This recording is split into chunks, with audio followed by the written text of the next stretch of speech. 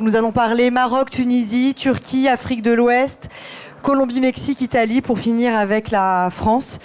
Pour cela, nous allons écouter les personnes concernées qui militent au quotidien dans leur pays pour un droit et un accès effectif à l'avortement.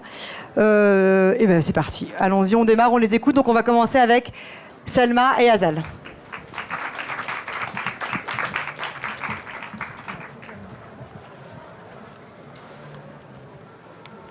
Bonjour à tous, je suis très heureuse d'être là.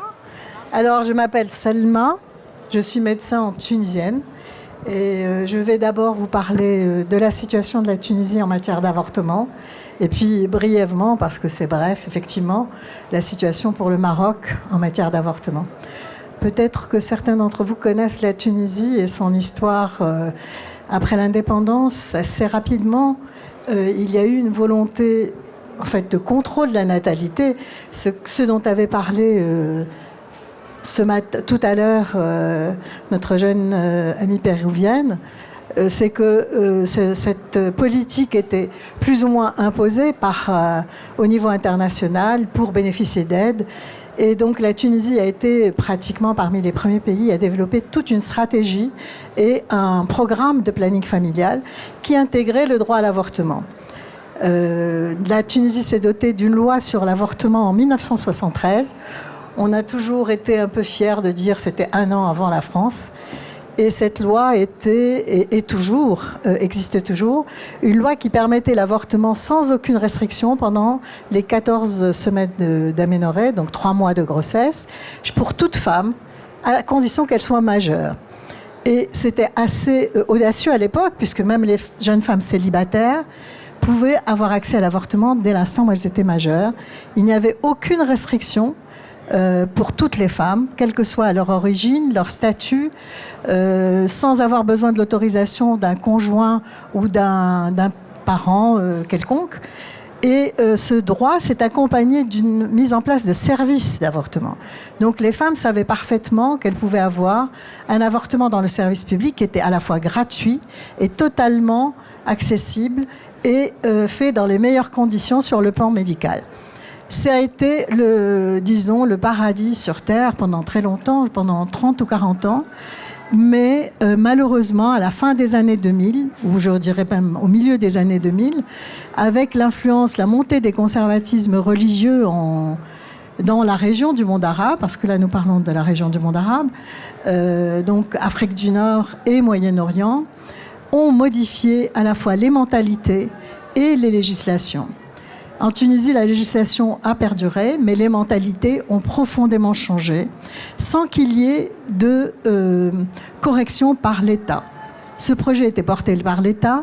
À partir du début des années 2000, l'État a toléré, mais n'a plus vraiment porté le projet du planning familial, et particulièrement de l'accès à l'avortement. Donc on a vu se dégrader la situation pour les femmes d'accès à l'avortement dans le service public, avec énormément de réticence à procurer des soins d'avortement, une stigmatisation de la part des prestataires et un recul au niveau de l'accès. Donc les femmes étaient souvent amenées à, c'était un chemin de croix pour elles, et beaucoup d'entre elles finissaient par avoir recours à l'avortement dans le privé, c'est-à-dire donc à gréver leur portefeuille parce que ça coûte extrêmement cher. Voilà, j'essaye d'être rapide parce que je sais qu'on n'a pas beaucoup de temps. Ces éléments sont importants à connaître. La Tunisie, avec la Turquie, reste aujourd'hui encore le seul pays dans la région où l'avortement est légal et malgré tout, il est pratiqué et il est accessible pour les femmes. La situation, donc, comme je vous l'ai dit, a beaucoup changé et c'est aussi un des rares pays où nous avons des données sur l'accès à l'avortement. On sait, par exemple, depuis qu'il y a l'avortement médicamenteux, que pratiquement un quart des demandes d'avortement proviennent de femmes célibataires. C'est donc réellement une donnée importante. Ça signifie qu'il y a dans la société, une demande d'une vie sexuelle avec des grossesses non désirées et que la demande est satisfaite pour une bonne partie d'entre elles. L'autre élément important, c'est aussi la contraception chez les jeunes et l'accès à la contraception des jeunes qui reste aussi, dans la mesure où ils sont majeurs, totalement libre, puisque la vente des contraceptifs se fait dans les pharmacies sans ordonnance et que les jeunes, ça reste quand même, disons que le prix est subventionné, donc le prix est extrêmement bas et l'a été jusqu'à la fin des années 2000, là aussi. Actuellement, tout a changé sur ce plan-là.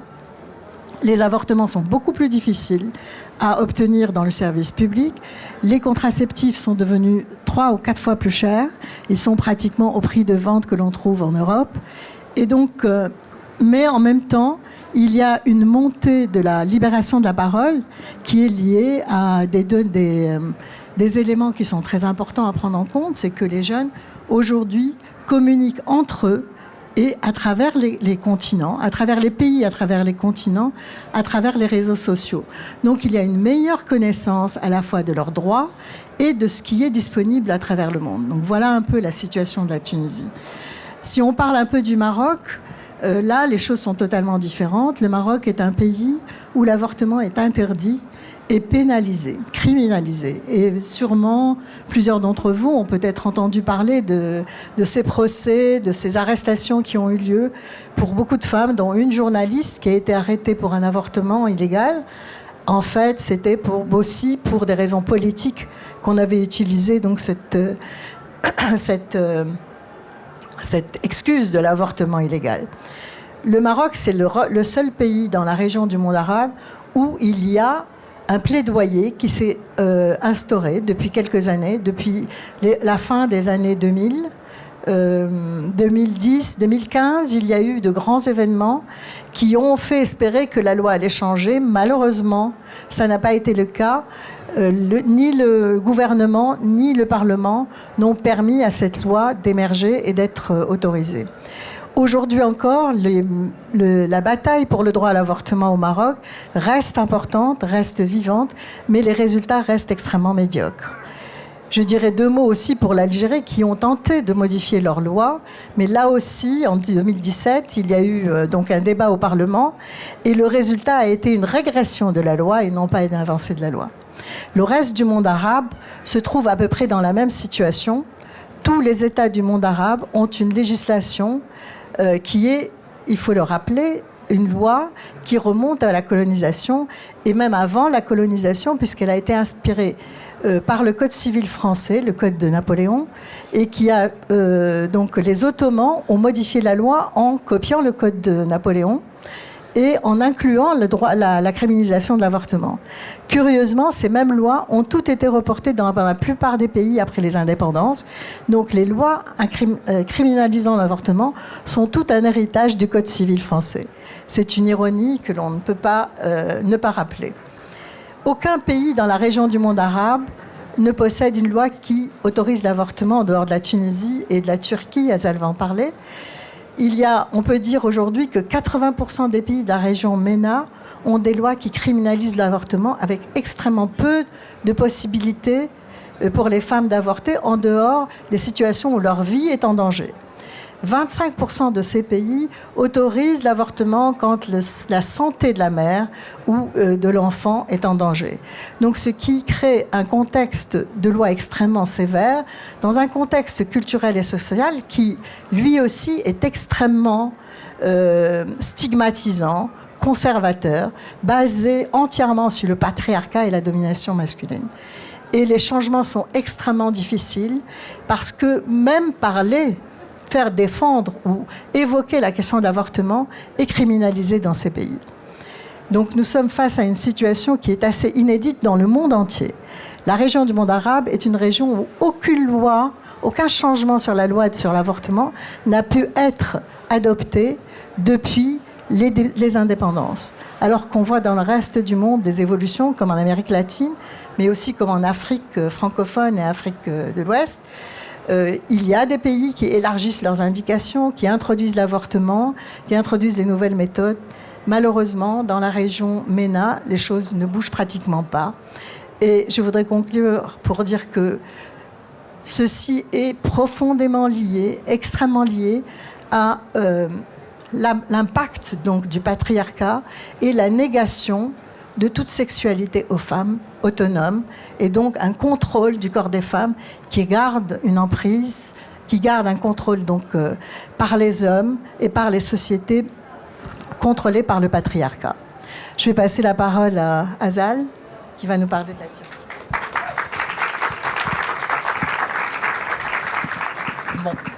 Bonjour à toutes et tous. Du coup, je suis Azal et je viens de la Turquie. Je suis chercheuse ici à Sciences Po, militante chez Women on Web, mais aussi chez Maramed, que je vais vous présenter un peu aujourd'hui. Mais avant, peut-être parler de Maramed, qui est le mouvement pour l'accès et les droits à l'avortement dans la Méditerranée. Peut-être je peux vous parler un peu, juste quelques mots sur le contexte turc, parce que comme Salma disait, que c'est quand même, la Turquie fait parmi les rares pays dans cette région où l'avortement est légalisé. Donc c'est une bonne chose. Mais en termes d'accès, on a beaucoup de problèmes. En fait, la légalisation de l'avortement en Turquie, ça date des années 80. Donc on a une loi qui est assez permissible depuis un certain temps. Et ce n'était pas forcément un droit qui a été mis en question jusqu'à des années 2000, avec la montée du gouvernement d'Erdogan, que en fait les choses ont un peu changé avec les politiques publiques beaucoup plus pronatalistes. Et c'est un gouvernement qui est anti-avortement dès le début. Ils étaient contre l'IVG. Et aussi, il y a eu bien sûr d'autres facteurs. Surtout, on a quand même une démographie qui bouge avec les guerres de côté. Maintenant, avec la Russie et l'Ukraine, mais aussi la Syrie. Donc, il y a quand même pas mal de sentiments anti-immigration. Donc, tout ça a joué un peu dans ces politiques plutôt pronatalistes en Turquie. Ils ont même, en fait, tenté de changer la loi. Donc, ils ont essayé, le gouvernement actuel, ils ont essayé de restreindre l'accès à l'avortement, mais ils n'ont pas réussi parce que grâce au mouvement féministe, en fait, qui ont fait des manifs, qui ont protesté, et ils ont vraiment arrêté ce projet de loi qu'ils ont voulu restreindre surtout le délai pour l'avortement. Donc, c'est pas passé. Heureusement, on a toujours la même loi qu'on a depuis les années 80. Mais quand même, ils ont réussi, sans changer la loi, ils ont quand même réussi à restreindre l'accès à l'avortement, surtout aux pilules abortives qui sont toujours pas disponibles en Turquie. Donc, on n'a pas l'avortement médicamenteux en Turquie. On n'a que l'avortement chirurgical quand même. Même si on a une loi qui est relativement permissible, on n'a pas un choix en ce qui concerne les méthodes. Donc maintenant on peut parler plutôt de Maramed parce que c'est vrai qu'on travaille dans un contexte assez restrictif avec tous ces pays. On a ces deux exceptions de la Turquie et Tunisie, mais sinon c'est une région c'est une région dans laquelle l'accès à l'avortement est très limité. Et comme Salma disait, c'est aussi une région où même faire le plaidoyer et sensibilisation sur l'avortement est très limité parce que la loi n'interdit pas seulement l'avortement, mais interdit aussi dans ces pays, surtout par exemple le Liban, l'Algérie. La loi interdit aussi le partage d'infos sur les méthodes abortives, donc qui est quand même un obstacle majeur pour l'avortement. Quand même, il y a des mouvements dans certains pays. En Tunisie, en Turquie, il y a un mouvement féministe assez fort, mais dans ce pays, quand même, ils n'ont pas forcément, le mouvement féministe ne se concentre pas forcément sur l'avortement. On essaye un peu de les mobiliser, mais comme c'était un droit qui était un peu s'était donné et que c'était pas forcément remis en question jusqu'à récemment, c'était vraiment nouveau qu'on a commencé à travailler sur ces questions. Mais au Maroc, par exemple, il y a quand même un mouvement qui est assez pro-avortement, presque grâce à ces arrestations médiatiques qu'il y a eu au Maroc. Un autre problème peut-être, vu ce silence autour de l'avortement, toutes ces limites, toutes ces restrictions, on sait très peu de la réalité du terrain. Donc, on n'a pas les avortements. On sait que les femmes font des avortements, mais c'est souvent clandestin et c'est difficile à estimer.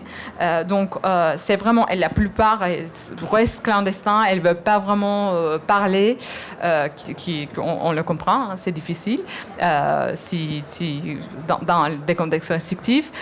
Donc, c'est vraiment un contexte assez difficile, mais c'est exactement pour cette raison qu'on a fondé ce mouvement pour accès et le droit à l'avortement dans la région méditerranéenne.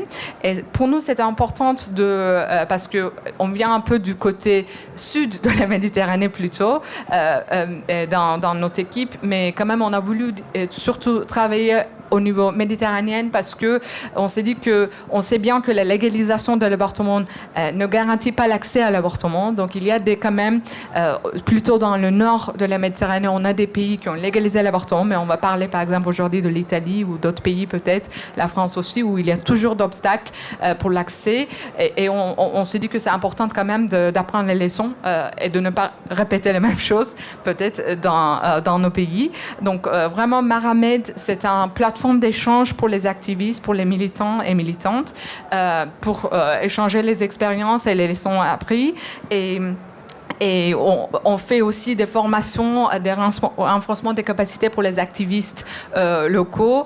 Et aussi, on essaye de faire des études pour montrer vraiment la réalité de l'avortement sur le terrain. Comme ça, on arrive à vraiment montrer l'étendue du problème dans notre région. On est très inspiré par d'autres mouvements dans d'autres régions. La vague verte qu'on a toujours dans nos bras aujourd'hui, qu'on observe en Amérique du Sud. Mais on espère bien qu'un jour aussi, d'abord on va changer aussi un peu la mentalité dans notre région et éventuellement aussi les lois et les réalités. Donc je vais finir par ça peut-être. Merci.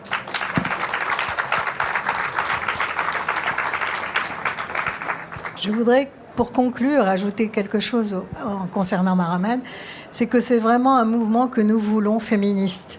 Donc nous sommes très attachés à une approche féministe de la question des droits sexuels et reproductifs, et en particulier de l'avortement, parce que nous sommes convaincus que ce n'est que par la pensée et la lutte féministe qu'on arrivera à imposer cette notion que le corps appartient aux femmes, leur corps appartient aux femmes.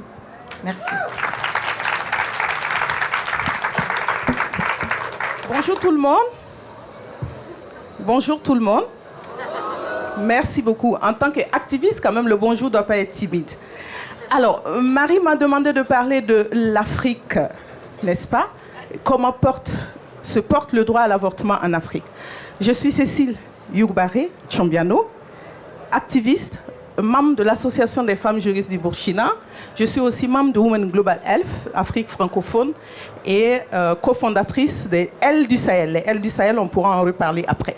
Alors, ce sont des mouvements qui travaillent aussi pour les droits des femmes. Et j'aimerais aujourd'hui vous dire que le profil de la région Afrique de façon globale, mais mes consoeurs de la Tunisie et du Maroc viennent de parler de l'Afrique au nord, j'aimerais faire le focus sur l'Afrique subsaharienne. Il faut noter que l'Afrique subsaharienne ne fait pas l'exception en termes de non-respect du droit à l'avortement. Mais il y a aussi, et cependant, des acquis que je vais vous redresser, que je vais vous présenter ici.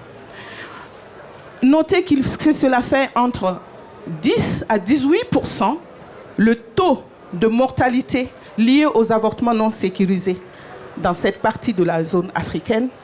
10 à 18%, c'est en fait la contribution de décès liés aux avortements dans ces différents pays de l'Afrique. C'est une estimation qu'il faut prendre dans les taux de mortalité de façon globale dans ces pays. En disant par exemple qu'au Burkina Faso, le taux de mortalité maternelle de façon globale, toutes causes confondues, fait 330 décès pour 100 000 naissances vivantes. Vous comptez là-dedans entre 10 à 18% de contribuer dont les mortalités, les décès sont l'effet des avortements. En Côte d'Ivoire, ce taux va jusqu'à entre 12 à 15%, la RDC, le Madagascar et ainsi de suite. À cela, il faut ajouter que nous faisons aussi face à un cadre juridique qui n'est pas meilleur aux autres. Un cadre juridique non respecté, un cadre juridique régional connu, existant, parce que les pays africains se sont réunis à Maputo pour adopter un cadre génialissime, pour le respect des droits des femmes, y compris le droit à l'avortement. En 2005, Mais aujourd'hui, sur 55 pays en Afrique, nous avons 45 pays qui ont ratifié ce protocole de Maputo, dans lequel il est affirmé, je dis bien affirmé, le droit aux femmes à l'avortement sécurisé. Le droit aux femmes à l'avortement sécurisé. Sur interprétation des juristes, ce protocole ne pose pas problème. C'est un droit tous azimuts, comme on le dit souvent, sans exception. Mais il se trouve que dans les États, que ce soit au Burkina Faso, en RDC, et je vais noter ici, parce que je ne l'avais pas dit, je suis référente plaidoyer aussi à Médecins du Monde. Pardon. Alors, dans les pays dans lesquels Médecins du Monde travaillent, par exemple, ces pays ont ratifié. Je vais parler du Burkina, de la Côte d'Ivoire, de la RDC, de la RCA, la République centrafricaine, sauf le Madagascar. Les pays ont ratifié le protocole de Maputo. Il en est ainsi pour bien d'autres pays dans lesquels le réseau Médecins du Monde, les autres chapitres de Médecins du Monde se trouvent, ont ratifié. Et donc, on fait de ce protocole une loi à exécuter et à respecter dans les États. Alors, tenez-en bien, ce dispositif régional n'est pas respecté. Et ce dispositif régional aussi n'est pas reflété dans son contenu et les textes promis pour le droit des femmes, le droit à l'avortement, dans les lois au niveau national comme la loi sur la santé de la reproduction, le code pénal, ainsi de suite, ainsi de suite. Alors, juste pour vous dire que le cadre juridique restrictif contribue aussi à ces décès, à ces nombres de décès, à ces estimations dont je parlais, à ces estimations que je vous donnais tout à l'heure. Mais il ne faut pas se décourager et comme je le dis souvent, il y a une forte mobilisation dans la zone de la région Afrique. Parce que ce que les gens ont comme photographie de la région africaine, c'est qu'il y a tellement de tabous, tellement d'interdictions, que le droit à l'avortement reste un terrain à ne pas aborder. Je vous dis, c'est faux. La preuve, depuis 2019, il y a un fort mouvement des féministes de la zone africaine. Et j'aimerais prendre ici l'exemple de l'Audace, l'Organisation pour le dialogue sécurisé en Afrique francophone. Et cette organisation, par exemple, a réussi à mobiliser des femmes. On a mis en place, je dis on parce que Médecins du Monde et bien d'autres organisations ici présentes, IPAS, Pathfinder et j'en passe, ont contribué à créer ce qu'on appelle le labo féministe. Parce qu'on pensait que le féminisme, c'était ailleurs. Le féminisme, c'est en Europe. Le féminisme, c'est en Asie. Mais pas en Afrique parce que nous sommes entourés de tabous qui ne devraient pas. Je vous dis, c'est faux. Au jour d'aujourd'hui, avec ce mouvement, Audace, nous avons vraiment nous avons fait un mapping des acteurs et il y a des organisations de la société civile, des acteurs étatiques, parlementaires, des chefs de direction des ministères concernés, droits humains, justice, santé, ainsi de suite, qui font partie du réseau mis en place par Audace.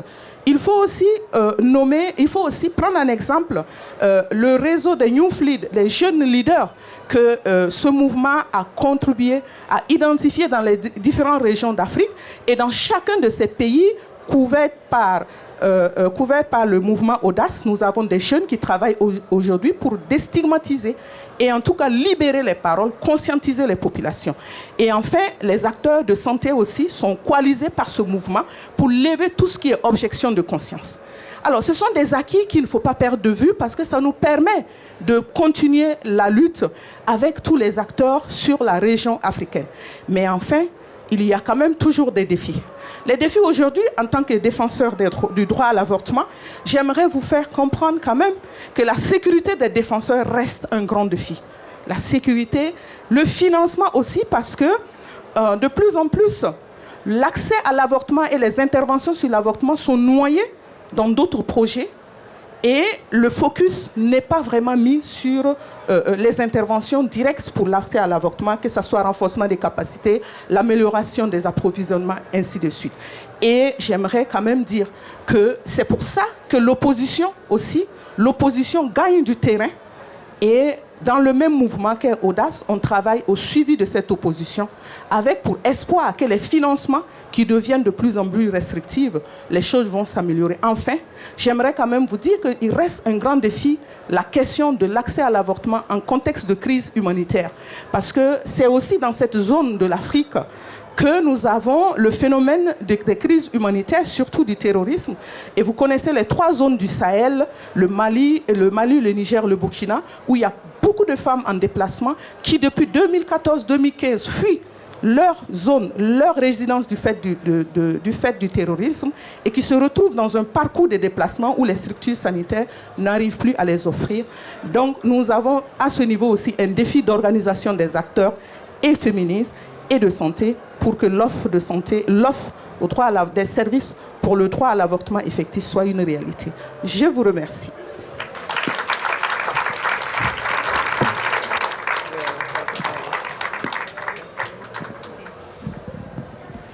Hola, nosotras vamos a hablar en español, ustedes pueden leer la traducción. Buenas tardes a todas y todos, mi nombre es Marta Tolosa, soy referente en salud sexual y reproductiva y vengo de Colombia. Yo soy Mariana Mancilla, soy parte del equipo de médicos del mundo en México y estoy muy feliz por poder celebrar este día tan especial para los derechos de las mujeres aquí con ustedes. Y pues nosotros vamos a hablarles un poco del contexto de América Latina. Para nosotras hay una gran inspiración del sur y es en Argentina porque a partir del 2018 ellas nos han inspirado mucho para poder avanzar en la despenalización del aborto tanto en México como en Colombia, y a pesar de que ellas no lo lograron en el 2018, en el 2020 tuvieron un gran impacto gracias a la movilización social que hicieron, ¿no? Entonces literal paralizaron a Argentina para presionar a tomadores de decisión y que ellos pudieran despenalizar y garantizar el derecho de las mujeres. Y bueno, ahora siguen luchando porque tienen un gobierno de extrema derecha que ni siquiera quiere reconocer la igualdad de género y los derechos para las mujeres, ¿no? Bueno, y un poco hablando sobre el contexto de México. En México hay ciertas particularidades o ciertos permisos para que las mujeres podamos acceder al aborto, ¿no? En todo el país, solamente si es que hemos vivido violencia sexual, podemos acceder a abortos sin ninguna restricción y sin el hecho de ser criminalizadas o irnos a la cárcel, ¿no? Y luego hay otras disposiciones en ciertos casos, ¿no? Y desde el 2008 hasta el 2018 solo habíamos logrado que la Ciudad de México y Oaxaca, que está al sur del país, tuviéramos la despenalización del aborto hasta las 12 semanas. Y desde hace 6 años hasta ahora, un poco inspiradas en el movimiento de la Marea Verde en Argentina, hicimos estrategias sólidas entre el movimiento feminista y las organizaciones que dan acceso a servicios de aborto para poder avanzar, y entonces ahora tenemos 14 estados de 32 con aborto totalmente despenalizado hasta las 12 semanas. Sin embargo, no hemos bajado la guardia, ¿no? Porque para nosotras hay un enemigo muy cerca y muy silencioso, que es la extrema derecha, ¿no? Tanto que Aguascalientes, uno de los estados al centro del país, había logrado la despenalización hasta las 14 semanas el año pasado, y apenas hace un mes redujeron de 14 semanas hasta a 6 semanas el acceso al aborto. Eso es una pena gravísima, es un retroceso importante a la garantía de los derechos. Y desafortunadamente el movimiento feminista de México no nos dimos cuenta que eso iba a suceder. Fueron tan silenciosos y aprendieron tanto de nuestras estrategias de incidencia política que ganaron esta vez, ¿no? Y bueno, ahora yo quiero sí, va a hablar Marta sobre Colombia. Gracias. Sí, y es que en Colombia, pues el movimiento feminista ha hecho historia, ¿no? Y sabemos que en 2022, en febrero del 2022, espero que ustedes sepan qué estaban haciendo en ese momento, porque en Colombia estábamos despenalizando el aborto hasta la semana 24. Es un, digamos, hito histórico y demuestra que el movimiento feminista y la unión de todas las personas en Colombia hizo posible la movilización social y la movilización jurídica sin precedentes. A pesar de esto, pues también tenemos muchas dificultades, ¿no? Ya llevamos 2 años y medio de la despenalización, pero pues tenemos muchos retos por delante, como lo es, por ejemplo, la falta de información en contextos. Colombia es tan diversa que tiene contextos tan distintos en el país que pone en una situación de vulnerabilidad a mujeres afrocolombianas, a mujeres de comunidades indígenas y a personas LGTBIQ+. ¿Sí? La idea ahora de la implementación es aterrizar la implementación en estos territorios, entendiendo la diversidad, digamos, de la región. No sé si tú quieras mencionar también las dificultades que tienen ustedes en el territorio. Bueno, un poco las dificultades que como médicos del mundo en México enfrentamos tienen que ver sobre todo con las mujeres migrantes, ¿no? No solo por hay una doble, como muchas más barreras para acceder a servicios, y además las mujeres que migran y que están encontrando en México no solo un lugar de paso, sino también de destino, significa que ellas no reconocen que pueden acceder a estos servicios y tampoco saben que en México tienen derecho a recibirlos, ¿no? Entonces, uno de nuestros desafíos es ganar confianza con las mujeres que migran y también como compartirles la información para que el acceso al servicio sea libre. Y también otro reto importante es con quienes ofrecen el servicio, ¿no? Hay un estigma sobre las personas migrantes y más cuando van a acceder a servicios. Entonces, esos son particularmente los retos que vemos con esa población. Otro desafío que tenemos en Colombia, por ejemplo, es la sanción social. A pesar de 2 años y medio de la implementación, todavía las personas, no todas, pero algunas personas tienen dificultades para dar el avance en los territorios. La objeción de conciencia o el uso inadecuado de la objeción de conciencia es otra de nuestras dificultades que, digamos que en México también hemos intentado empezar a trabajar en los territorios para eliminar estas barreras y que sea posible que todas las mujeres y todas las personas con capacidad de gestar puedan acceder a los servicios de aborto sin ninguna restricción. Sobre todo estamos luchando, el movimiento feminista en Colombia está luchando más allá del aborto, de acceder al aborto, es a la libertad reproductiva y a la libertad de las mujeres de tomar decisiones sobre sus cuerpos.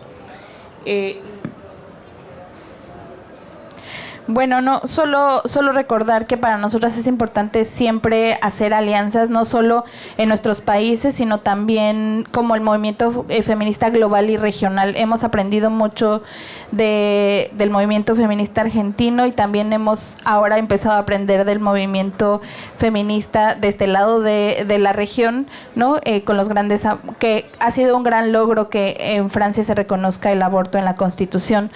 No hay que dejarlo ahí, pero en ese sentido me parece que es indispensable unir fuerzas y compartirnos estrategias, sobre todo porque el movimiento de la oposición no solo está en Europa o está en América, ¿no? Está en todos lados y bueno, ya hemos visto los resultados negativos para nosotras en México, pero están latentes, ¿no? Están ahí. Creo que es importante unirnos.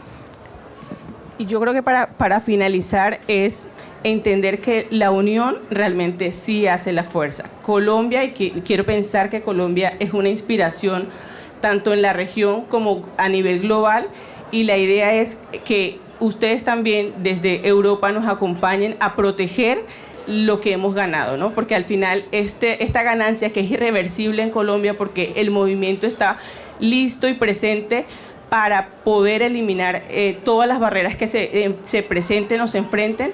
La idea es que ustedes también nos acompañen y nosotros, digamos que acompañar también todas las iniciativas que se tengan para mejorar el servicio y la calidad de la atención de todas las mujeres. Muchas gracias. Tenemos pañuelos.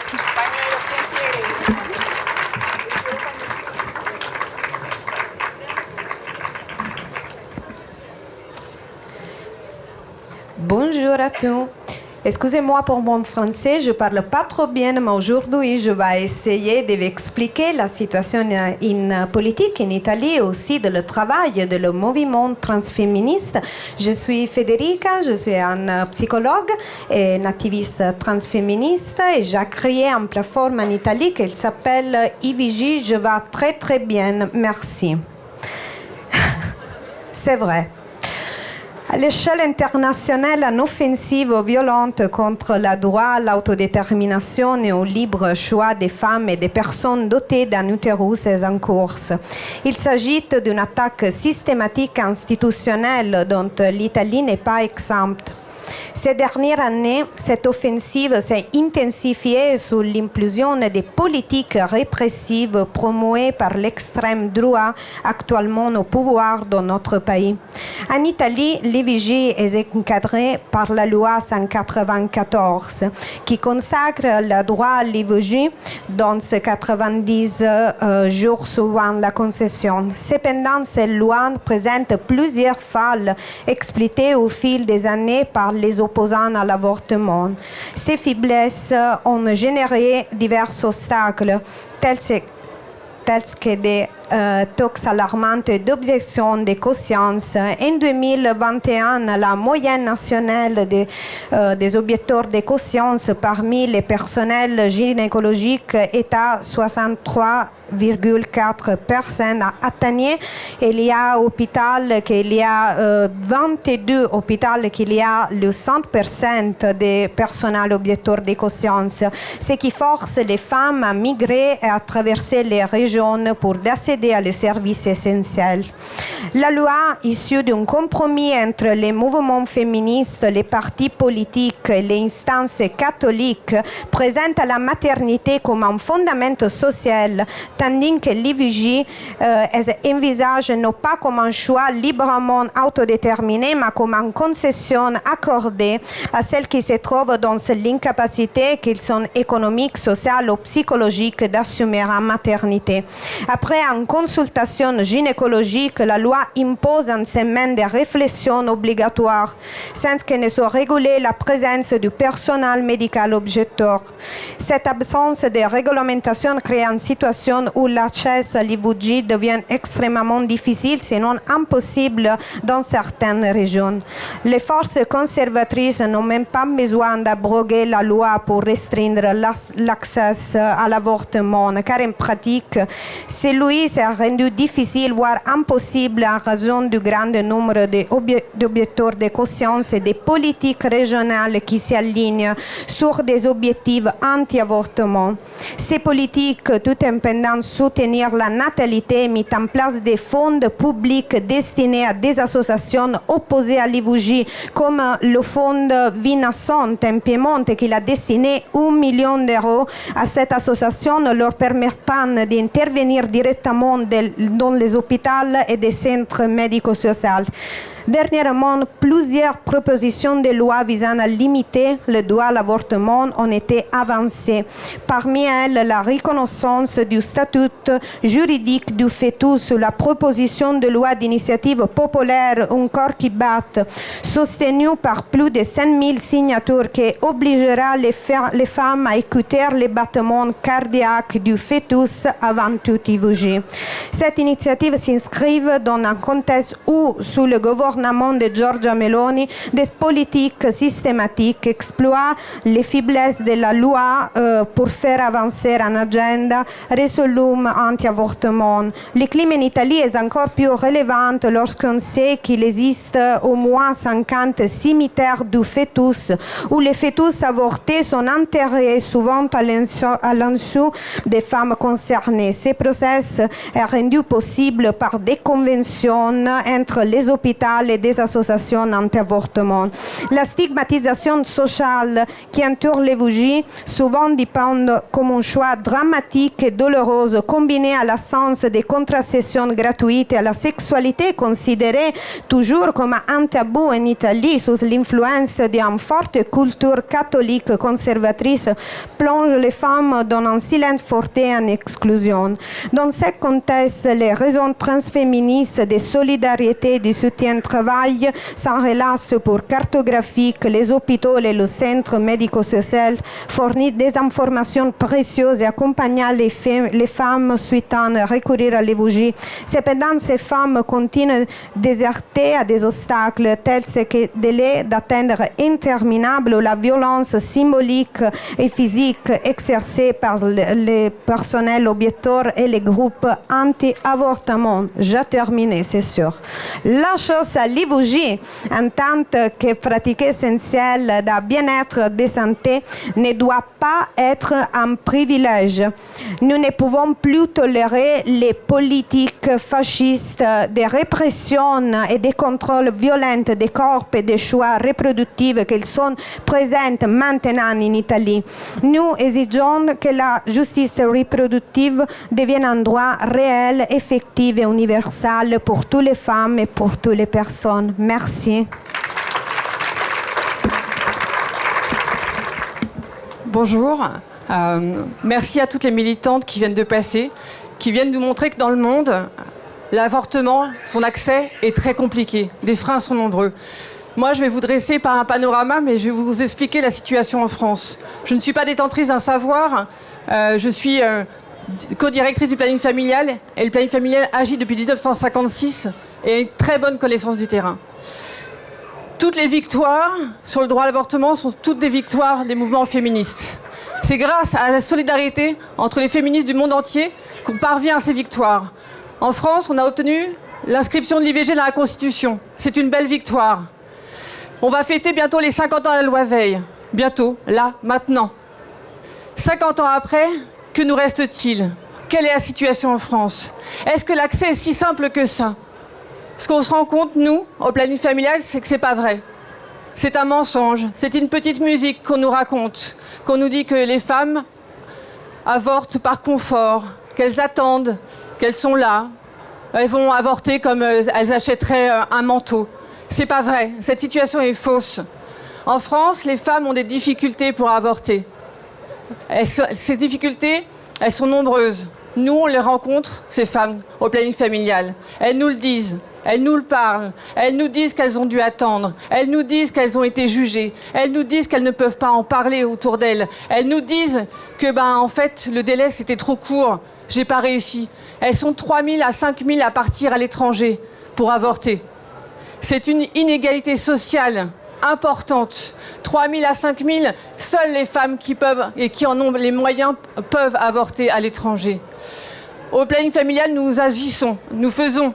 Et je sais que Médecins du Monde, je sais que beaucoup d'associations, peut-être présentes dans la salle, vous agissez. Et vous-même, en tant que citoyen, citoyenne, vous avez milité pour l'IVG à la Constitution, peut-être. Vous avez agi, vous avez signé des pétitions. Merci, on a besoin encore. Alors, parce qu'on nous dit parfois que tout ce qu'on leur raconte, c'est faux. Avec l'IFOP, le planning familial s'est saisi d'un nouvel outil, un baromètre. Un baromètre comme on en fait sur plein de sujets.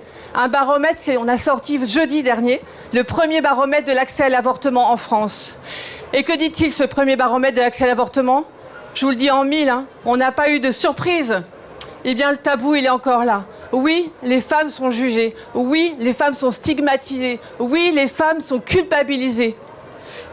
Alors, ça se présente comment? Vous savez, on a dit parfois, vous savez, en Hongrie, on fait écouter le cœur du fœtus.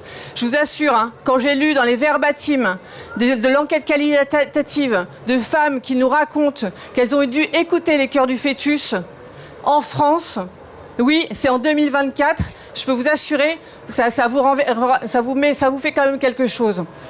Donc il y a ce problème-là, de frein, parce que l'avortement est encore un tabou puissant en France. Deuxièmement, il y a aussi un manque de structure. On le dit souvent, c'est un chiffre que vous avez dû entendre, entre 130 centres IVG à peu près enfermés en 10 ans, c'est à peu près ça. Dès lors que vous fermez une maternité, vous fermez un centre IVG. C'est simple, à peu près 20% des femmes changent de département pour avorter. Voyez, 89% des personnes interrogées ont dit qu'elles avaient eu des freins pour avorter. Par exemple, 51% des femmes ont dû attendre plus de 7 jours pour avoir le premier rendez-vous. La recommandation de l'OMS, c'est moins de 5 jours. On est en France en 2024. On va fêter les 50 ans de la loi Veil. Non mais on est encore mais très loin des normes. Très loin. Et puis, je pourrais vous parler du combat politique qu'on a mené juste pour augmenter de 2 semaines. J'ai vu des exemples de 24 semaines, mais on n'en est pas là. On a mis 10 ans, presque 20 ans pour augmenter de 2 semaines. Vous vous rendez compte? Moi, j'avais les yeux qui pétillaient quand je voyais les Mexicaines qui obtenaient 14 semaines, d'autres qui... Mais nous, 2 semaines. Alors, heureusement, maintenant, les sages-femmes peuvent pratiquer les avortements. Et je ne sais pas si vous avez vu, la DRESC, qui sort des statistiques, a montré bien que c'est les sages-femmes et les professions libérales qui font les avortements. C'est plus les gynécologues obstétriciens en France, hein, beaucoup moins. Donc c'est beaucoup plus les sages-femmes et les médecins généralistes. Et puis il n'y a pas de choix de méthode. On voit que 79% des avortements se font par IVG médicamenteuse. Sauf que ça ne convient pas à toutes les femmes, elles n'ont pas forcément le choix. Et dans le baromètre, on le voit bien, les femmes n'osent pas poser de questions. N'osent pas. Elles nous disent que, en fait, je savais pas, j'ai pas osé dire, j'ai pas osé poser la question. Ouais, je savais même pas que je pouvais avoir le choix de la méthode. Et certaines sont même reparties chez elles sans antidouleur, sans arrêt de travail. Alors ça, c'est 50%. Hein, voilà. Donc nous, ce qu'on réclame au planning familial, c'est beaucoup de choses. Et puis, j'ai pas parlé des pourquoi. C'est aussi, on en a beaucoup parlé. Les mouvements anti-choix sont très présents en France. Ils sont très financés, ça vous le savez, très financés, très bien organisés. On nous parle parfois de petites initiatives locales qui seraient un peu des petites choses locales. Oh, c'est pas méchant, vous inquiétez pas. Non, c'est très bien organisé, c'est très bien pensé. Et nous, on le sait, hein, on le voit bien, les attaques locales de nos façades du planning familial, de nos militantes, militants. On est, même sur les réseaux sociaux, on est attaqué de manière très virulente. Et quand c'est le planning familial qui est attaqué, ce sont les bénéficiaires du planning familial qui sont attaqués. Donc nous, on voit très bien le mouvement anti-choix qui s'attaque à l'avortement et à l'éducation à la sexualité. Et c'est là que j'en viens. C'est qu'un des leviers puissants pour améliorer l'accès à l'avortement, c'est aussi améliorer l'accès à l'information.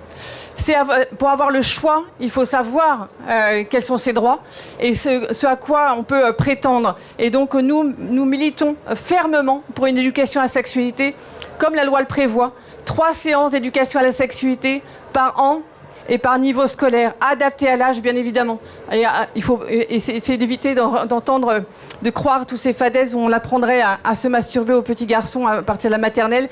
Je vous assure que s'il y a des parents dans cette salle, que les séances d'éducation à la sexualité, elles sont pensées, réfléchies, avec le personnel enseignant, et c'est vraiment en fonction de l'âge. Donc nous demandons l'application de l'éducation à la sexualité, nous demandons des moyens pour ouvrir de nouvelles structures d'IVG, et puis bien sûr, un nouveau gouvernement. Alors peut-être que je suis utopiste. Je sais que j'allais vous faire rire. Non, mais un nouveau gouvernement, je vais pas dire un nouveau gouvernement. Pourquoi pas? C'est pas, non, c'est un nouveau gouvernement. Donc, que ce gouvernement s'engage pour l'accès à l'avortement. On a rencontré la secrétaire d'État qui est venue au lancement de nos baromètres. On lui a demandé l'application de l'éducation à la sexualité. Elle a dit oui. Ça nous a surpris. Bon, on verra. Peut-être qu'elle va se faire un peu, je pense. Et surtout, un plan d'amélioration de l'accès à l'avortement, ce qui nous semble très, très important parce qu'il y a plein de leviers très importants à mettre en œuvre. Voilà, je vous remercie